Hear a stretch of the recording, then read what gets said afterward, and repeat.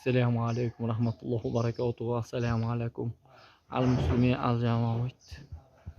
Akalar, biz shu xonadonda suvog'ini va nihoyat bugun yakunlab tugatdik. Akalar, aka-ukalar, Monot tepasi bilasizlar, setga tashlab, uni qilib, buni aqldan ko'ra biz tavsiya qildik. Akalar, gipsokardon qatirib qo'yishdi. Chunki uni qilib qo'ysak ham, mana misol uchun hozir qalinda bu.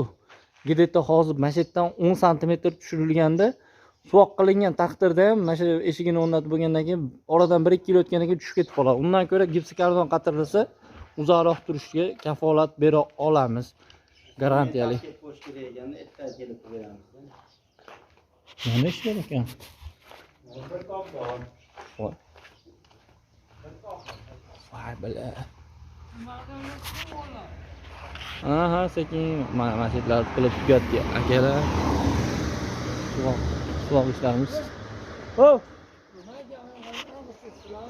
Ha, o'chirchilashiga olib qo'ydik. Nonni qilyapti. Uni qaytarib olib qo'yamiz yana joyiga. Bilmayman. Egasi uyda egasidan so'rab ko'ring, bilmayman.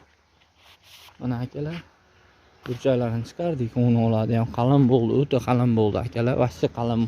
Mo yo'limiz Asaka. Mo Yevropa gullarining pannilar ekan. Mo ketashga, paltarashga uy ekan. Qarochi bu qo'shnisiniki. Bizga tegishli emas. Aka-ukalar, hurmatli aka-ukalar, mana qaranglar. 2 g'ish ekan bu. Ko'ryapsizlar, 2 g'ishdan iborat. Mana shu devorda o'zi 8 paqirdan yedi. Demak, 4 paqir, bu yog'i 4 paqir yedi. 8 paqirdan yedi. Ikki tomon.